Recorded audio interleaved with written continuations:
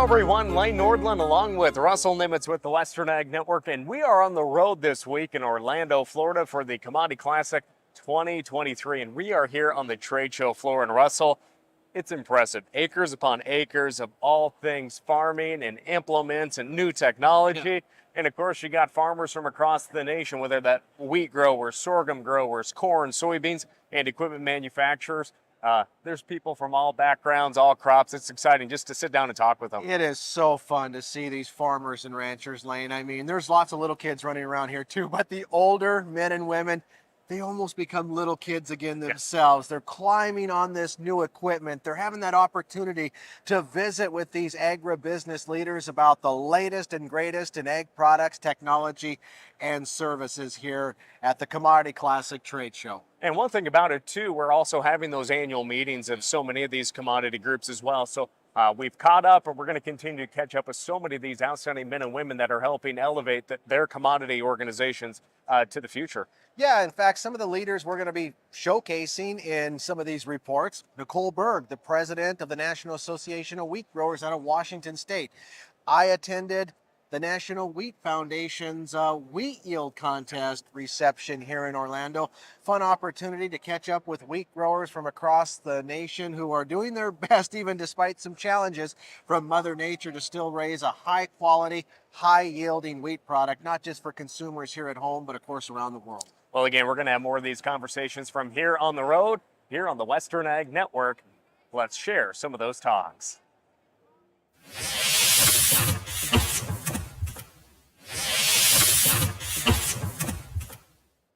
Well, as we continue our coverage from here in Orlando, Florida, and of course we're taking in a lot this week here in the Sunshine State, we have the Commodity Classic, which of course is bringing in thousands and thousands of corn and soybeans, sorghum and wheat farmers, but we've also had some hog producers here in Orlando with us as part of the National Pork Forum.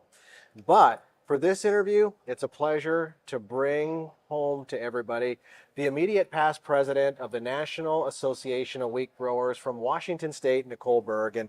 And truly, Nicole, for the past year, you've served America's wheat industry in the president's role. You're just the immediate past president, just as of this morning, as of this interview. Just talk about what this past year has been like. Oh gosh, Russell, this past year has been amazing. I have testified in front of the House Ag Committee 3 times.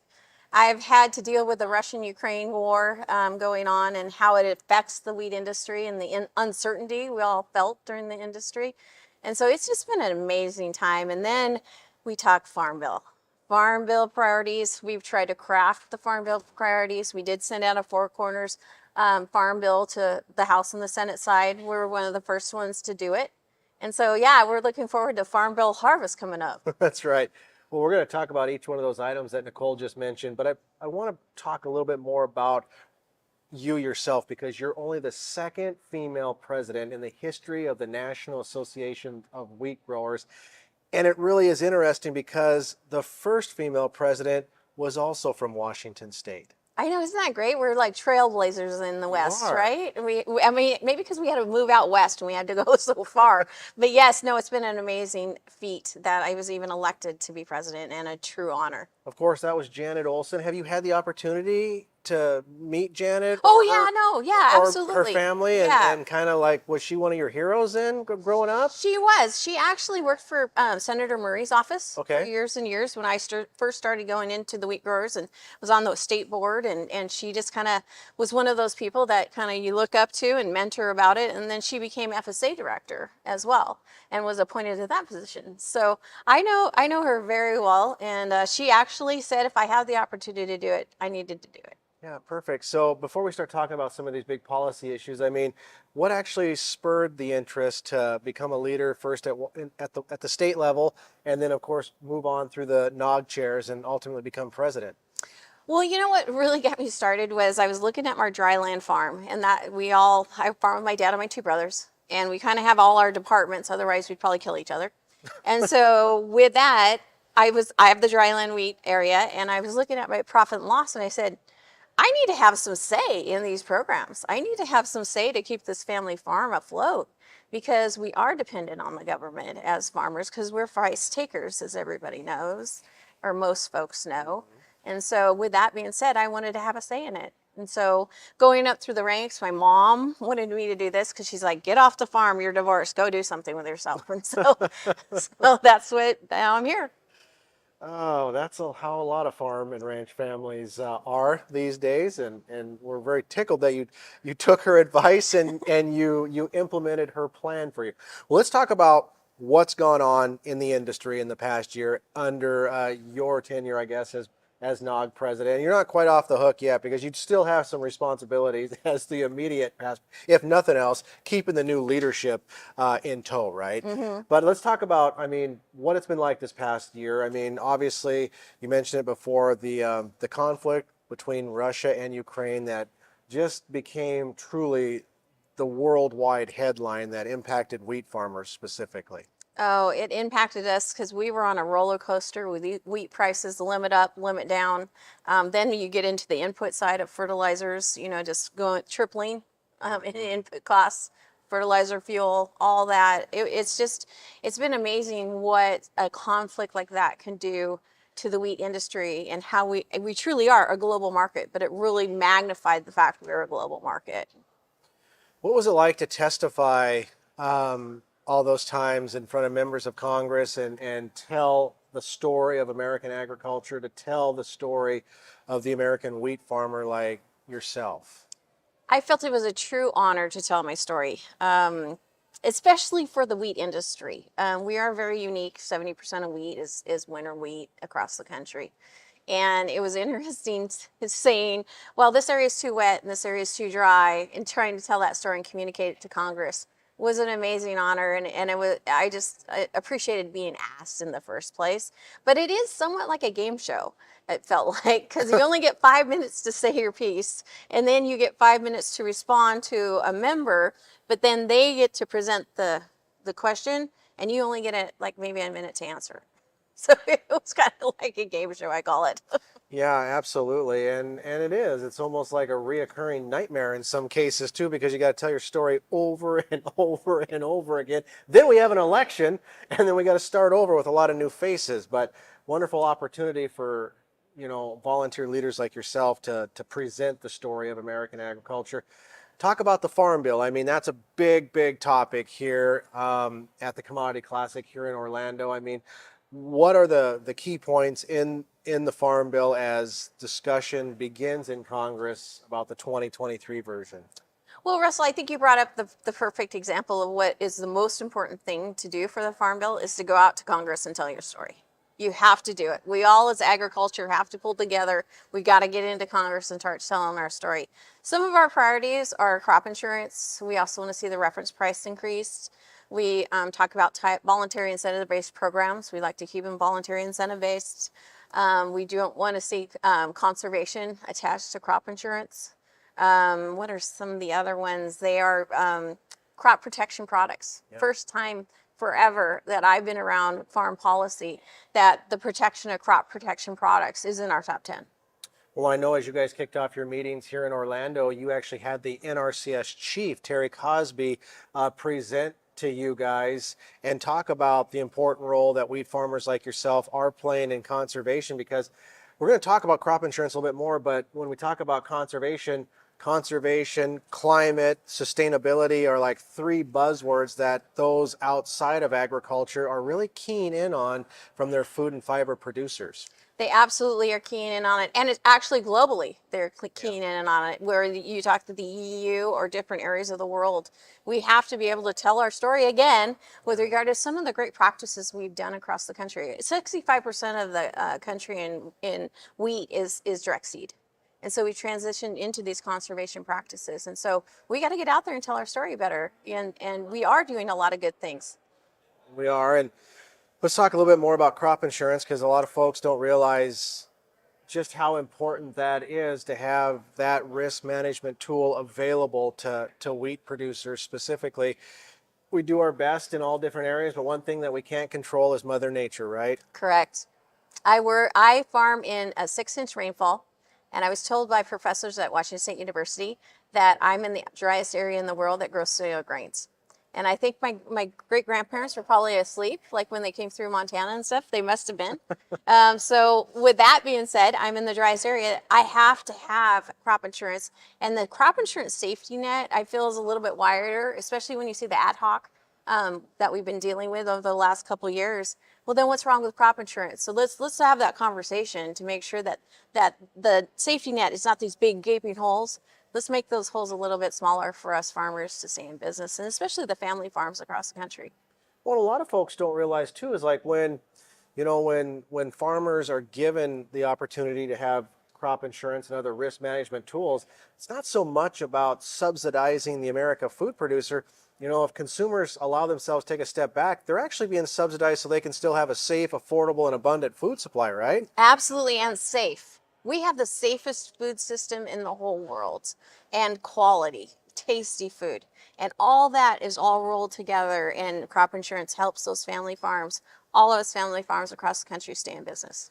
I know you got other meetings to get to. I just want to touch on a couple other things. We've been talking about a lot of policy stuff, but I know that you provided input to members of Congress as well to, make sure that trade promotion programs like FMD and MAP are properly funded moving ahead, which of course are two vitally important programs for getting this high quality wheat like you raise in Washington State to those important export markets around the world.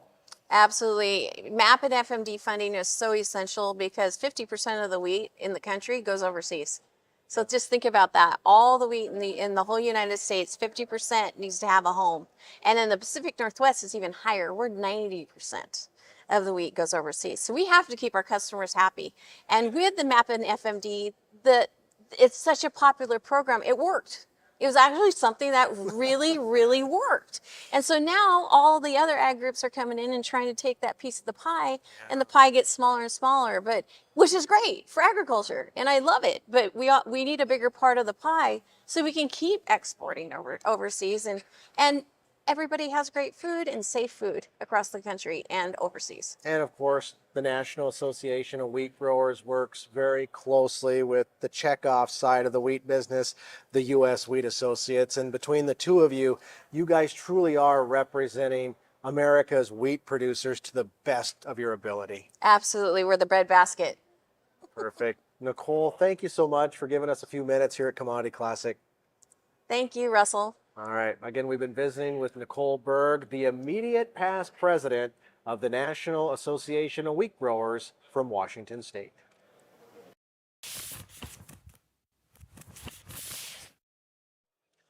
As we come back on the road from Commodity Classic 2023 in Orlando, we are at the WestBred booth, joined by our friend from North Dakota. Peter Comis joins us in. Peter, what's it like seeing all these producers from across the nation this week here in Orlando? It's pretty awesome. The Commodity Classic is a really big deal, so it's really cool to see all the producers and farmers and sellers come to the Commodity Classic, really celebrate their success, and then view all the different things that are out there that can really help them improve the ROI on their farm. Well, and you talk about improving that ROI. WestBred is surely one of the most reputable organizations, companies out there in helping producers just advance their yields, improve those crops as well. What is it like working with these producers, but also sharing that technology with them every single growing season? Yeah, it's really fun. So I manage the North Dakota, South Dakota, and Minnesota, and a little bit in eastern Montana for WestBred wheat. And we have some varieties that sell out there. And working with these guys and seeing them improve their yields every year through the varieties that we bring, we're really trying to change the game with WestBred. We want to make sure you get the right variety on the right soil type at the right seeding population. So we want to really make sure through doing that, like how can we improve your yield by doing these techniques and using the right fertilization rate. And really with the varieties that we have, especially in western North Dakota and in the Red River Valley out east, their yields have shot up. So, 15, 20 bushel better than the ones they've been planting. So it's been really fun to work with them. They're really into it. As you can see, all of our yield winners behind us there. There's 6 of them from North Dakota. So it's just been really fun to work with them and see what they've gone through and the improvements they've made. Now, for our viewers and audience out there that has heard about WestBred, but maybe they haven't utilized their technology, let's talk about all the research that goes into developing these breeds. Yeah, absolutely. So there's a lot of research. We actually have our breeder facility is out in Idaho, Filer, Idaho. And through what we do is we do a lot of local research and data collection. to where we have a technical agronomist. I have one in my region. And he has a lot of on-farm strip trials, big trials, an acre, 5 acres, 20 acres, things like that. And we work with the farmer to do these trials. We don't really go through universities. So we're doing on-the-farm trials. They're experiencing every soil type across every condition they can imagine with our varieties. So we're really giving them the best data. And it's not one. We're doing, 20, 30, 40 a year out there to give them the best data to help them build confidence in themselves that, yeah, if I plant this wheat, this is going to be the best. And that's what we want them. We want them to have the best wheat on their farm. And that's really what we're trying to do here at WestBred. As we talk about some of those varieties, are there any new varieties coming out, or maybe just touch upon those proven successful varieties that producers have? So I only can speak for my region.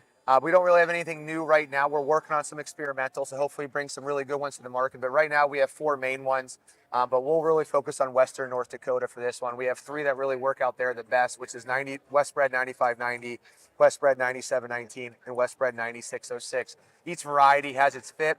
The 9719 and 9606 are really made for that drier Western North Dakota, Eastern Montana climate. They do very well out there. As you can see from our national yield winners, those are the big ones, and they take the cake in all the Southwest and stuff like that. So those are the big ones for us in our part of the world.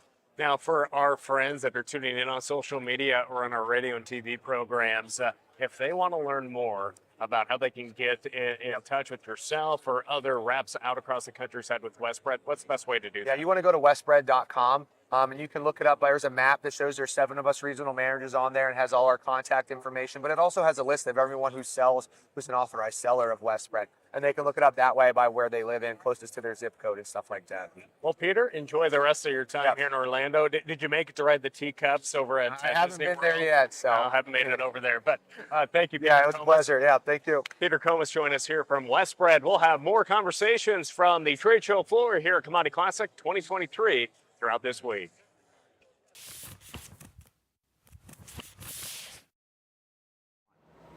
Well, commodity farmers aren't the only ones meeting this week here in Orlando, Florida. America's hog producers are as well. That's because the National Pork Forum is underway this week here in Orlando. Now, joining us is the National Pork Producers Council President, Terry Wolters out of Pipestone, Minnesota. And Terry, the weather's a little bit different whether it's back home in Minnesota where you're from or back home in Montana where I'm from. Absolutely. It's sunny, bright, and amazing here in Orlando. It is. We need to bottle some up and take some back home with us for sure. But let's talk about the National Pork Forum and the idea to meet this week here in Orlando. Yeah, so really the National Pork Forum really is it's the annual meeting of the associations. And so delegates from all across the country gather to vote on either resolutions or bylaw, discuss business amongst themselves, really issues that impact our industry. And then, not to forget, they elect their new board of directors and the candidates for that represent and essentially guide our industry.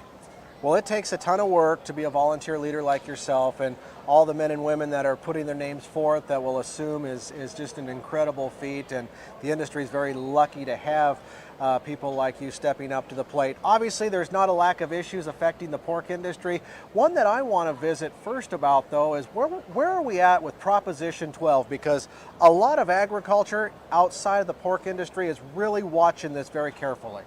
Yeah, so great question. The Proposition 12, it's been a long journey. It's been since 2018 that we've been on this track. Ultimately here this past October, we were able to get in and present our case to the Supreme Court. We're expecting we could have a announcement and at any time. We're really on the clock as we speak. But ultimately, that's in the hands of the Supreme Court, and it's not. To your point, it's not only about pork. Pork's the issue of the current case, but really it's about the Dormant Commerce Clause and ultimately how states interact or do business with each other. In our view, we just feel like the ability for the state of California to regulate industry outside its borders is beyond its jurisdiction. And so ultimately we're feeling really good about our position and our case, and we look forward to their announcement. You know, speaking of the U.S. Supreme Court, Proposition 12 isn't the only issue that's before them right now. Water, of course, is the lifeblood of every farm and ranch and rural community across America. And one that's reemerged, unfortunately, is the highly controversial waters of the U.S. rule. That's true, and so that's again, it's added regulation to our industry. We've got a lot of concern on how that could impact our industry in a macro sense, but at the same time, pork producers in particular work very diligently to apply manure to the land, follow the rules, and regenerate the nutrients of the land, and so it's definitely top of mind for many producers. Animal health issues are being talked about here in Orlando this week with pork producers like yourself. Two that come to mind, African swine fever and foot and mouth disease. Yeah, so those two issues, we definitely would bundle those into foreign animal disease threats to our industry. Obviously, African swine fever is spreading wildly through the globe. There's a high impact to the entire pork industry across the nation, not the globe, not the nation, excuse me. But ultimately, we're concerned about it here in the United States because we've got it in the Dominican Republic, which is as close as it's ever been since the 70s. And that is top of mind for many pork producers, that we got to keep it off the mainland United States. So how that has impacted the global availability of pork is top of mind. Associated with foot and mouth disease, as you mentioned, that is also a greater concern from a broader perspective because it impacts beef and dairy as well as the pork industry. That's been a key focus of our Farm Bill asks in previous farm bills. We want to maintain our vaccine bank for foot and mouth disease. We want to maintain our diagnostic lab and our surveillance systems. We want funding to continue to protect our borders through the Beagle Brigade program that we refer to it. And it's all about having the dogs search and investigate cargo as it's coming into the nation here. And ultimately, that's our biggest threat from our perspective. Let's talk about keeping the nation's hog herd healthy and safe. I mean, there's also some big changes headed down the pipe, so to speak, in June when things change a little bit on how producers can go in and get antibiotic prescriptions from their local veterinarians. Yep. So it's been on our radar for many years. It really started through the food company systems about wanting to influence how antibiotics were used and which antibiotics are deemed medically important. And we don't want any cross-contamination within the human sector. And so producers are extremely judicious in how they use their antibiotics. Antibiotics are a tool to treat animals that are sick. And we work hard to do that judiciously under the guidance of a veterinarian and through animal health and welfare programs. And so we continue to illustrate that in the way we do business every day and the way we care for our animals. Because ultimately, at the end of the day, if we don't take care of our animals, they can't do the job that we need them to do, both on the farm and throughout the system. What about ag labor issues, Terry? I mean, I'm sure that the workforce, finding willing and able men and women to help out in the hog industry is probably just as challenging as other sectors of American agriculture these days. It absolutely is.